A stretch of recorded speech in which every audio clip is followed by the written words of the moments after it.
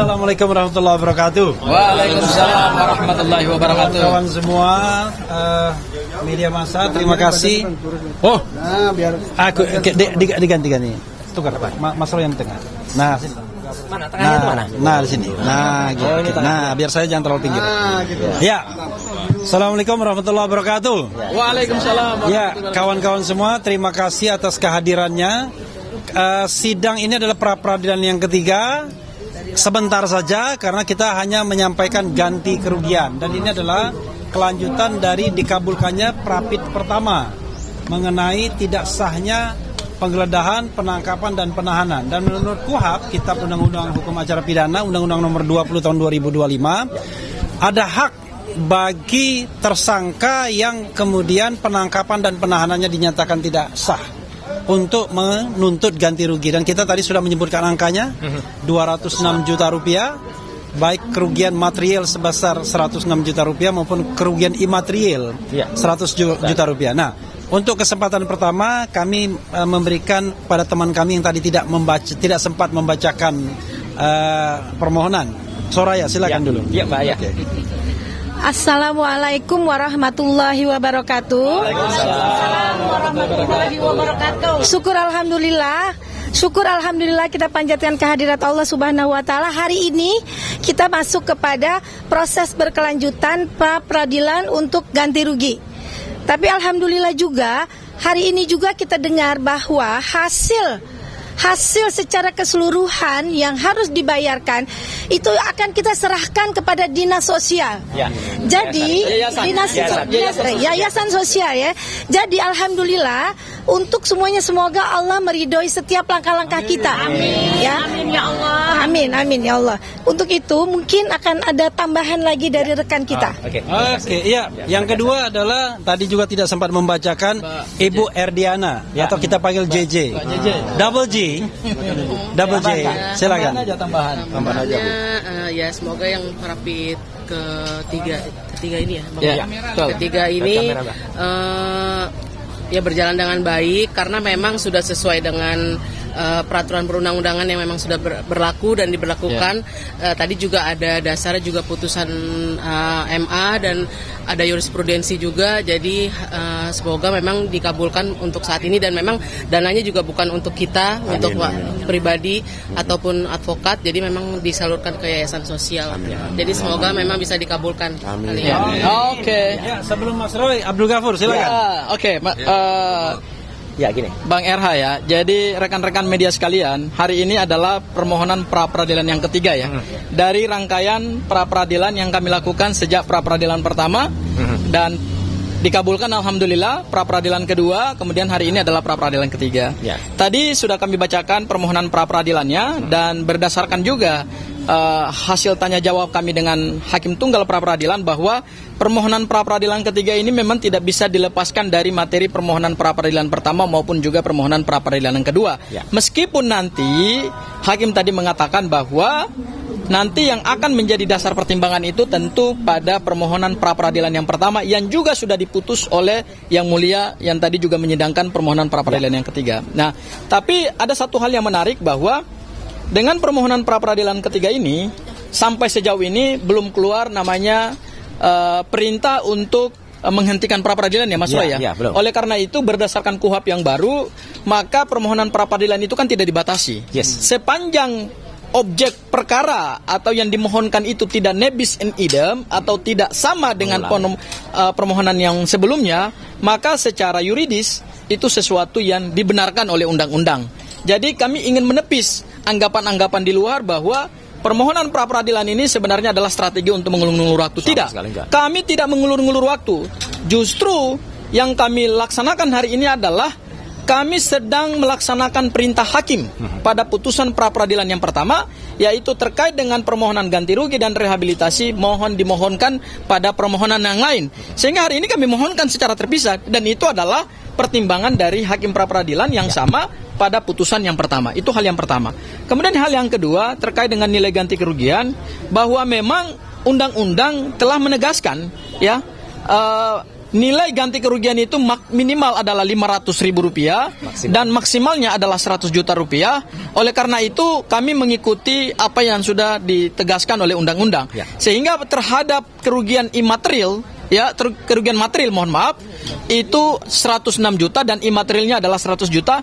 Dan insya Allah tadi kami tegaskan juga di hadapan hakim pra-peradilan, kalau nanti berkenan dikabulkan oleh hakim pra-peradilan, maka uang tersebut akan disumbangkan kepada yayasan sosial.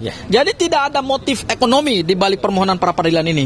Dan yang ketiga adalah kami memohonkan ini untuk memberikan satu edukasi hukum, sekaligus juga mungkin contoh bagi para pencari keadilan.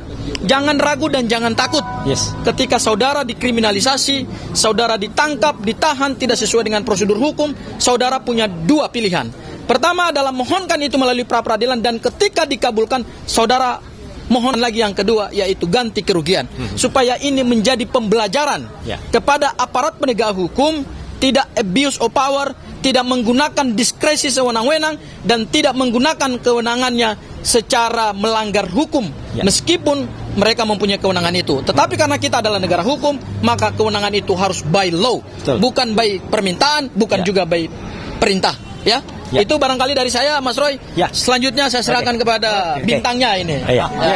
Sebelum Mas Roy kita doakan Mas Roy sehat-sehat. Amin. Silakan Mas Roy. Assalamualaikum warahmatullahi wabarakatuh. Saya insya Allah akan menyampaikan beberapa hal yang mungkin tadi belum tersampaikan, tapi penting fakta-fakta persidangan. Yang pertama adalah awal persidangan tadi kita melihat bahwa turut termohon itu tidak hadir, yaitu jaksa. Tapi turut termohon sudah menyampaikan surat bahwa mereka akan mentaati setiap putusan yang ada. Jadi ya sudah, kalau begitu supaya tidak mengulur-ulur waktu, tadi hakim tunggal dengan cepat menyatakan sudah dimulai. Jadi hari ini adalah pembacaan permintaan kita, permohonan kita. Besok adalah jawaban dari pihak termohon, yaitu hanya ada satu, yaitu pihak dari kepolisian atau dari Polda Metro Jaya. Kemudian kami akan menyampaikan replik, kalau kami akan menyampaikan replik, dan kemudian juga akan sampaikan duplik dari pihak termohon, gitu. Jadi itu dalam sehari. Jumat itu adalah bukti. Jadi kalau tadi ada beberapa teman media yang menanyakan bukti-buktinya apa, Mas, gitu. Nah itu tadi bukti-bukti yang sudah dibacakan, yaitu tentang adanya nota sekian, ada nota A, nota B yang totalnya adalah 106 juta. Itu semuanya nanti akan kita sampaikan pada hari Jumat. Dengan disertai adanya saksi. Siapa saksinya? Tunggu saja hari Jumat, gitu yang nanti akan ada. Nah, kemudian nanti hari Seninnya adalah saksi dari pihak termohon. Kemudian Selasanya adalah kesimpulan dari masing-masing dari kami dan juga dari pihak termohon. Dan kemudian Kamis adalah putusan. Kamis tanggal 6 Agustus itu adalah putusan. Nah, Kamis tanggal 6 Agustus itu ini memang menarik. Kalau sidang di Jakarta Timur itu juga kemarin berjalan, eksepsinya tidak diterima, eksepsinya misalnya jalan terus, maka konon 6 Agustus itu katanya ada yang mau hadir di Jakarta, katanya di sana. Tapi kita tunggu nanti, kalau enggak ya kesini aja dulu ke Pengadilan Negeri Jakarta Selatan untuk mendengarkan keputusan itu. Itu yang pertama. Yang kedua adalah yang ingin juga saya sampaikan, kami sekali lagi mengaturkan terima kasih atas semua pihak yang sudah mensupport ini semua, termasuk kepada hakim tunggal yang tadi juga bagus banget beliau itu memberikan pandangan, masukan kepada kami yang kemudian supaya tertibnya pokok yang kita mohonkan. Maka tadi beliau menyarankan ini saja, fokus saja ke sini, itu bagus Jadi menurut saya kami mengapresiasi itu semua. Dan yang ketiga yang ingin saya sampaikan saja, setelah ini siang nanti jam 2 kami akan bersama-sama ke Pengadilan Negeri Jakarta Utara. Apalagi itu? Ada tuntutan perdata atau gugatan perdata perbuatan melawan hukum terhadap seseorang. Seseorang itu tadi sudah disebut juga di dalam acara. Salah satu dari 4 pelapor yang melaporkan saya, bukan Joko Widodo, tapi salah satu dari 3 termul yang ada. Siapa dia? Nah, nanti ada di Pengadilan Negeri Jakarta. Dan itu sudah masuk sidang yang kedua karena pada saat sidang yang pertama mereka tidak datang. Jadi itu penegasan dari saya, dan sekali lagi untuk menegaskan bahwa uang itu bukan hanya untuk kami terima saja, bukan untuk kami, sama sekali bukan untuk kami, tapi untuk yayasan yang bersangkutan. Maka sebagai wujudnya kami sudah ada kok uangnya, ada di sini. Nah, karena ini warnanya biru ini warnanya juga biru, gitu. Jadi kita sampaikan kepada yayasan yang memerlukan. Jadi 206 juta rupiah itu ya diputuskan semua atau dikabulkan sebagian atau apa, yaitu terserah kepada Yang Mulia Hakim Tunggal Pak Iketut Darpawan. Sekian, terima kasih. Wassalamualaikum warahmatullahi wabarakatuh. Apa? Nanti akan kita umumkan. Ya, tapi yang jelas itu yayasan asli ya, bukan yayasan fiktif. Ya, gitu. Enggak ada. Enggak juga enak masa yayasannya sudah ditentukan sementara uangnya saja belum ada. Nah, iya kan? Jadi kan kita tunggu putusannya dulu, Mbak saya. Ya. Ada beberapa yayasan, Pak. Nanti akan ada rapatnya. Ya gitu, karena layaknya berapa? Enggak mungkin kalau banyak banget kan gitu, tapi juga mungkin tidak hanya satu. Kita lihat saja nanti. Saya kira itu ya, teman-teman semua. Oke. Apa itu?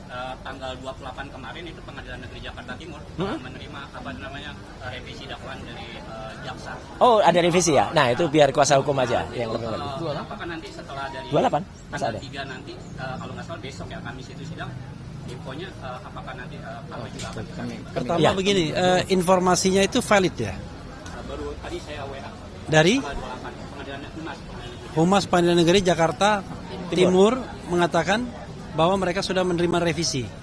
Nah, karena ini belum official ya kan? Jadi kita nggak bisa komentar. Kita nggak bisa komentari. Ya. Nanti kalau sudah official baru kita komentari ya. Ada yang lupa, satu yang menarik hubungannya dengan Pengadilan Jakarta Timur. Tadi di antara pengunjung sidang ada salah seorang sahabat kami, rekan kami, yaitu pengacara dari Dr. Tifa, yaitu Pak Abdullah Al-Katiri. Kenapa beliau hadir? Nah, itu nanti ada yang menarik. Saya nggak akan bocorkan ya. Silahkan tanyakan kepada yang bersangkutan. Apa ada pola yang sama yang akan dipakai? Tapi mungkin hubungannya dengan soal revisi tadi. Ya, oke. Saya kira itu. Oke. Ya, oke. Terima kasih ya semuanya. Ya. Thank you. Nah, jadi benar ya Mas Roy.